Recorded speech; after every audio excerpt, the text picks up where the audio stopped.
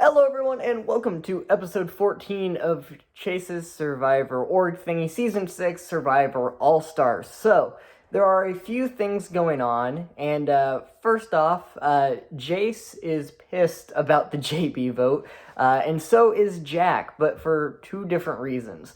Jace is pissed because he has continually wanted JB out of this game, continually been pushing for JB to get voted out, and she's still in the game. And he's getting annoyed that no one is really listening to him and voting out JB, and that they had a perfect opportunity to get her out and Nathan went home. Meanwhile, Jack is annoyed that all of his allies are idiots. Those are basically his words. He said they have the IQ of blueberry muffins. It went on a long rant about how he just wants a plan to work for once. He's been on the wrong side of most votes. His allies keep being picked off one by one. He keeps seeing good moves. People aren't listening to him. People aren't going along with it. And he's just overall kind of annoyed. But we also have a very in-depth confessional from Bayback. And there's two parts to this. So I'll read the first part, and then I will get to a twist that is coming for this next challenge. And then I'll read the second part of Bayback's confessional as well. So this was before the challenge started, and Bayback was talking about the votes, and he's talking about the breakup of the game right now.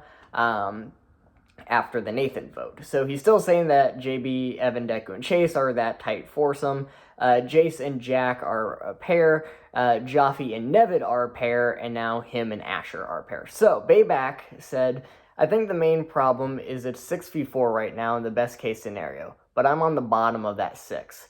So I gotta be careful how I take this. Jace is passionately against JB. Jaffe might still want to work with JB longer, so all these factors make it harder to make the move than I anticipated. I want to get Evan out of the equation, that's my safest choice. I won't vote against JB yet, so that's a problem for Jace. And of course that leaves Jaffe in the middle, which if he still wants to work with JB, he can easily call any information I give him, and suddenly I'm back in the same spot I was before I got voted out in Season 4, because that's how he got voted out in Season 4. He was playing a middle game, he tried to turn on his alliance, and information just got leaked everywhere, and Bayback went home. And I think Jaffe was actually the main person that got Bayback voted out of that tribal. Then Bayback says in the next message, Jaffe is easily in the best position of the game right now. JB, Evan, Deku, Chase hold the most power and potential, not potentially, sorry, I'm dyslexic, hold the most power and potential, but everyone's eyes are on them. Asher's becoming more of a GOAT the more days go by that he's inactive, which also, Asher is very busy with college, so he's not putting as much effort into this org as he could. Those are his words from his confessionals. So he's being kind of inactive, and hopefully he will be able to put more time and effort into the season soon, as things are starting to slow down a little bit for him and chill out a bit. But right now he's fairly inactive, so he is starting to become a GOAT that people want to take to an end. Just to explain a little bit more of that sentence. People have been throwing Nevid's name as an option for a while. So that leaves me and Jaffe in the middle, supposedly. We both have an in with JB's core, but we know we have to drop her at some point. But here's the difference. Jaffe has nothing to lose. If Jaffe decides, alright, bet, time to get them out, everyone will nod and understand. If I say, yo, if we don't do something now, we're screwed, if we don't have an advantage, then the people who have nothing to lose can throw me under the bus for it, and then I've become the flipper. I'm not trying to suggest that it's unfair or anything, it's just the position I've put myself in. And it's let me see how much better off Jaffe is right now. He's probably the biggest contender to get to the end and win this game. But after getting out my boy Nathan, I'm not going to let that happen. So, it's very interesting to look at and think about where Jaffe stands. Because Jaffe, as Bayback said, is in a beautiful middle position right now. He has ends with JB's core. He just voted with them. He pulled off a blindside with them. But his alliance isn't pissed at him for voting off Nathan. He still can go back to that Jack and Jace core. And if Asher and Bayback decide to go with them, then they're fine. So really, Jaffe and Nevid are in a huge swing middle position right now, which also brings us to our next challenge. So this challenge, we are having 2 tribal councils afterwards and 2 separate individual immunity necklaces. So challenge ends and we go to tribal 1. As soon as tribal 1 ends, we go right into tribal number 2. So you can choose if you would like to compete for immunity necklace number 1 and be safe at the first tribal council, but after that first tribal council is up, you will not be safe at the second tribal. Or you can choose to go for necklace number 2, in which case you won't be safe at the first tribal council, but after the first person's voted off, you will be safe. And if the person who gets the second necklace is voted out at the first tribal council, then nobody is going to be safe for the second tribal council. So Bayback holds the record for entanglement. That is the challenge that we're doing. He has a high score of 465. He did that in season 1, and the next 4 seasons it hasn't been beaten until today, where Bayback beat it again with 588, which is insane if you've ever played Entanglement. So basically, Bayback is winning whatever necklace he chooses, and he realizes that. So I'm going to read off part of his confessional again as he talks about what he wants to do and his strategy going into this vote of which immunity necklace to give, because this could be a huge decision and a huge impact on the rest of the game. So he said, if I'm confident in my score, and I am, I have a choice. I can either get everyone to play for the same necklace as me, hoping they all just lose to me anyways and ensure they don't win immunity, or I could do the opposite and tell people to divide and conquer. I'm going to do a bit of both. So Bayback also has decided to go for immunity necklace 1. He already said that before all this. I just forgot to mention it. He's also worried that he's going to get voted out after the second one. So not in these next 2 tribals, but the next one, because in season 1 and season 4, he went out in the 9th tribal of the season. In season 4, we had this twist as well, and he got voted out right after it. So not only is this challenge the one that was right before Bayback got voted out last time, but the tribal after this one will be the 9th one that Bayback goes to this season. So Bayback is very worried. But anyways, so divide and conquer. I'm going to do a bit of both. I just told Deku and JB, who is passing the message on to Evan, that I've beaten my score and am fairly confident I'll win necklace 1, using the whole curse thing that I just explained as an excuse for why I'm going for the first necklace. So they should go for necklace 2. That ensures there's a good chance either Deku or Evan could win the second immunity, giving the others reason to target either of them over JB, who is a great shield for me.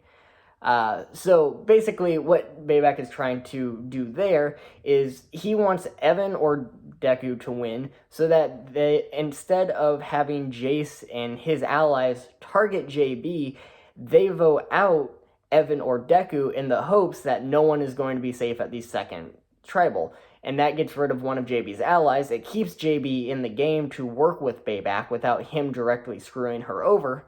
And it keeps JB in the game. Meanwhile, I'm going to go to Jack and Jace's alliance and tell them to all pile on necklace 1. Whether they do it or not is another question, of course, but it's worth the attempt, because if we all go for necklace 1, there's a chance we'll win it, and that will give us the freedom to vote whoever. So, he's wanting his alliance, the bigger group of 6. I apologize for my dog barking, but it's 9 minutes into this video. So I'm not just going to re-record this.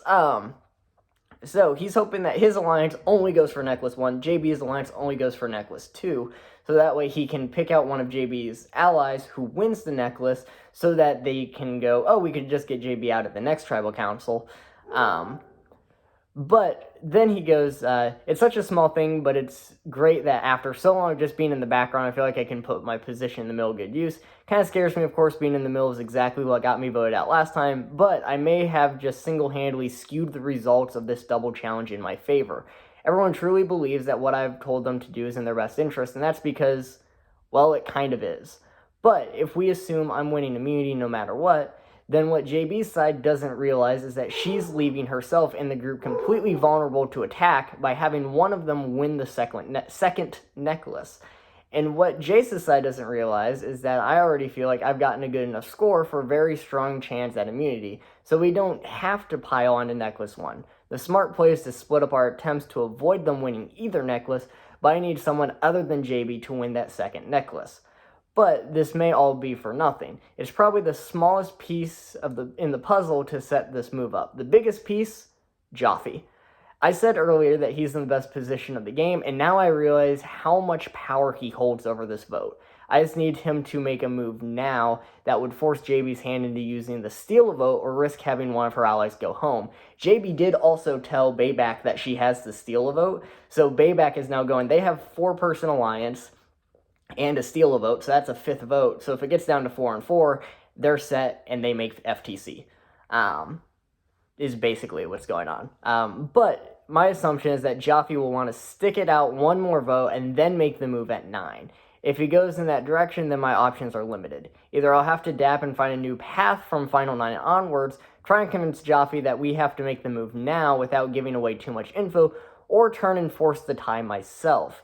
Either way, we're going in a direction that is Jace versus JB, with Joffy on everyone's good side and Evan still a big threat to win. That's 4 potential shields ahead of me, and I think we might get through this vote with all of them still here. The more I think about it, the more I realize that JB winning the second necklace might be the best case scenario. I just need to force her to use the vote steal now, which would probably mean whoever she targets, likely Jace, will go home anyways. But if JB is vulnerable at the vote following, I doubt that I'll be able to avoid voting her out. That'd leave me completely exposed. Damn, a lot hinges on this immunity challenge, eh? And then he talks a little bit more just about general stuff. But basically, Bayback is trying to control this entire challenge right now in this next 2 votes, understanding the lines. And this is also why I always love Bayback so much, because he has a perfect read on pretty much the entire game until he doesn't. But assuming that there's no blind side against him, he has such a good read of where everyone's at, who their allies are, who's on what side, who's in the middle, and he's genuinely reading this perfectly. I mean, he set all that up better than I could explain it in my own words, knowing everything going on. So he's trying to get JB to use her vote steal. He's also trying to work with JB farther into the game because he wants to work with JB. He trusts her, and he doesn't trust Jack or Jace. But either side he goes on is a tight 4, and he's kind of screwed because he's at the bottom of that kind of 5 or 6. If him and Asher turn, whichever 4 they decide to go with. So he's trying to pick both of them apart at the same time, which is why he's trying to keep JB in the game, but JB's 4 is way closer than the other 4, so he's trying to have her use her vote steal, so that way the 4 can't just steamroll past this, but he does want to continue to work with JB and Chase. He doesn't want to work with Evan, and he hasn't mentioned too much about Deku, so I don't know really where he stands on them. So this is a very, very interesting vote, and a lot hinges on these next 2 immunities. So Bayback is basically going to win immunity number 1, unless somebody is even more of a god than Bayback at Entanglement, and I've seen all these people play before and they're not. With the utmost respect, I've never seen a score in the 500s. It's just, that's the craziest thing I've ever seen as far as a challenge goes, because I love Entanglement, and I have played it so many times for so many orgs, and anyone that's played Entanglement, I'm sure you're hearing this and going, God damn, Bayback. 588 is just insane. So really it comes down to who wins necklace number 2. And a lot could hinge upon that second necklace of who the target is for the first tribal. Do they want to try and get out who has that necklace? Or is it just going to be the bigger alliance of Jace's kind of alliance, Jace's and Jack's alliance? And also, that still goes on to the question of what is Joffy going to do? Which side is Joffy going to side with? Because Joffy hasn't really given an answer in his confessionals. So I'm a little bit in the dark too. I do think that Joffy wants to vote out a JB or Deku or Evan in the next round over Jace or Jack, but Joffy is Joffy. And I say that in the most endearing way possible. Joffy's just gonna do what Joffy's gonna do, and I'm not really sure what Joffy's gonna do. So we shall see. This has been 15 minutes of me setting up this entire thing, so maybe it's just an easy vote and this doesn't require this much talking. But I'm a communications major. What do you want from me? I talk for a grade. Alright, so the challenge is over now, and winning immunity number 1 is Bayback, who, shocking I know, didn't get beaten. No one beat 588 on entanglement. And he actually almost got a higher score than that, but he got greedy and needed the perfect combination to get. He almost got 618, and then he was like, I could get 80 more points if I finish this square and get it perfectly. So he went for that and didn't get it, which is also insane. But Bayback is safe, and Bayback's plan worked. So he got his entire alliance to all go in on immunity number 1, and then he got JB and Deku to go for immunity 2. Evan didn't end up going for it, and Chase didn't end up going for 2. So it was only JB and Deku competing for immunity number 2. And Deku ended up winning immunity number 2 and is safe at the second tribal council. So what is happening with the targets? Well, right now on the Jace Jack side of things, they are pushing hard for Deku. So Bayback is going, I want one of them to win immunity. I want someone that wasn't JB to win immunity number 2, and then we go for that person and get them out. So Deku won it. That means that Deku is a big target for the other alliance. And it seems like Joffy and Nevid are going along with this plan right now and are going for Deku as well. Meanwhile, on Deku and JB's side of things, Evan is really pushing hard for an Asher vote off because Asher's being inactive and he just wants to get someone out that's not trying too hard. Meanwhile, JB is going, no, because I feel bad for Asher because he's doing a lot of IRL stuff and it's something that's out of his control. It's not that he doesn't care, it's not that he's not trying, it's that he doesn't have the time to. So JB instead wants to go for Jace. So where does this leave Bayback, who said that he wanted to play the middle hard? Well, Bayback said that if they vote for Asher, who is one of his big alliance members and someone that he really trusts and is one of his friends, that he will vote for Deku and there will be a 6-4. If they decide to vote for somebody that's not Asher, Bayback will vote with them for whoever it is that they're voting for, which would most likely be on Jace. This would cause a 5-5 tie, but he's also saying that if he does vote for Deku, he's going to give JB a heads up. So that way, JB can decide if she wants to use the steal a vote and steal somebody's vote and force a 5-5 tie anyways, in which case it might go to rocks. So things are getting really interesting. I have no idea who's going to end up going or what's going to end up happening. It really banks on if Evan gets his way and they go for Asher, or if JB gets her way and they go for Jace. So yeah, some interesting things are going down. Alright, so things got a little bit crazy in the past few hours and at Tribal Council. So before Tribal Council, Evan comes up with a plan to go after Asher because JB and Deku and Chase all decide, yeah, we're going for Jace. Bayback was on board because, as he said before, as long as they don't vote Asher, I will vote with them. Well, Evan had other plans. Evan went to Jack, Joffy, and Nevid and said, all right, we need to vote out Asher, and the four of us can change the tide, have be a 3-3-4, and then we can get out Asher. To which Jack, Nevid, and Jaffe all went, why would we get out Asher? Well, they told Evan they would, but the three of them were like, what is this dude talking about? Why? No. So Tribal comes, and JB gives her steal a vote to Chase.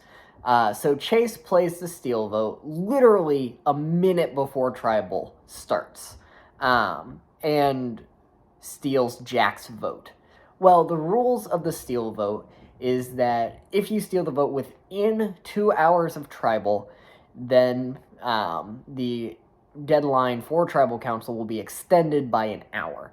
However, one of our production members had forgotten that and read out one of the votes. So that vote was for Asher. Well, then they realized that that's not how that worked. So they quickly deleted it, but the damage already done, some people had seen it. So I was offline, I was eating dinner, and I had missed reading the votes by a few minutes, probably 3 or 4 when I got back. So I come back, and we decide as production that we're going to have a vote that we can either read the votes now, or we can extend Tribal for an hour. Majority rule will get it, just because one vote was already read out.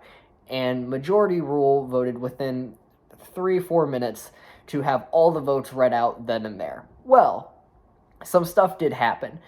Evan's parchment was shown, so Asher was the one vote shown, and that was the only vote for Asher.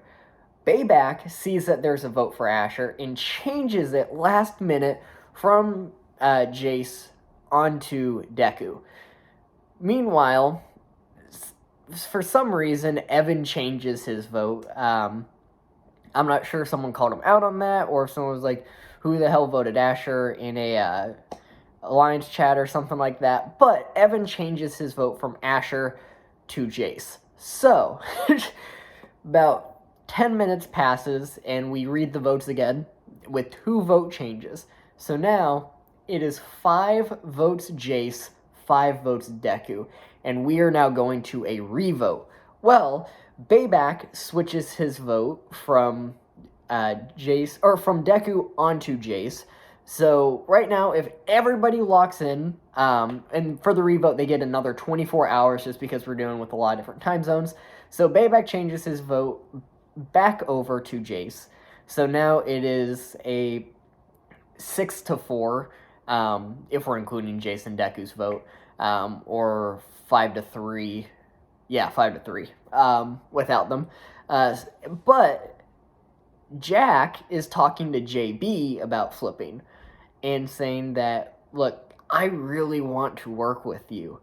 And if you vote out Deku now, then it will look good on your resume, and I can guarantee you protection at the next Tribal. Now, JB is going, you know what, maybe, I'll have to think about that. So, JB is currently deciding if she wants to vote out Deku, and while it wouldn't necessarily be the smartest move as far as Deku is kind of a goat for JB at this point, and she would lose a very loyal ally, it could also look on her resume better at FTC that, look, I didn't just go with a majority alliance, I played with everybody, I voted out my allies, I backstabbed some people, and I played this game for me, and only for myself. However, it is also the final 10, so if you vote out your closest ally, or at least the ally that is the most loyal to you, with 9 people left, or 8 people, I should say, after this vote, it will be final 9, 8 people besides her, then that could screw over her game in the next couple rounds, versus if she does it final 5, final 4. She did say that if they voted for Evan, that she would absolutely flip and vote out Evan, because Evan is going to vote her out eventually. But also, while all this is going on, JB's deciding. Bayback also said, it is time for me to finally pick a side. I cannot middle any longer, and I am picking the side of JB.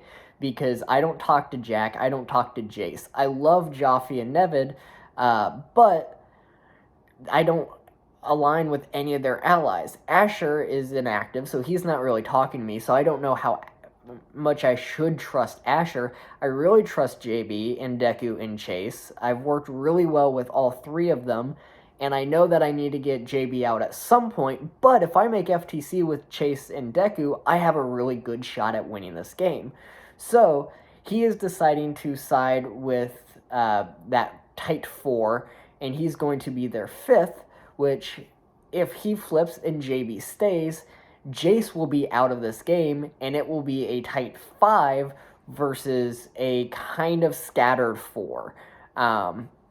So that should be really interesting, especially if Bayback actually stays with that 4 instead of flips back over after the Jace vote. But Bayback seems to not want to middle anymore. He hasn't wanted to middle this entire game. He keeps going like, I just please get me out of the middle. So once again, Bayback is at the center of this vote. And it's really interesting to see all this stuff go down, because Jack is really trying to sell it to JB. JB really wants to work with Jack, but it's not smart for her game to work with him, or at least it hasn't been so far. And if Jack is able to convince her, then she might flip over, but being the all-seeing god that I am and seeing all the lines, it probably wouldn't be a great move for her to vote out Deku.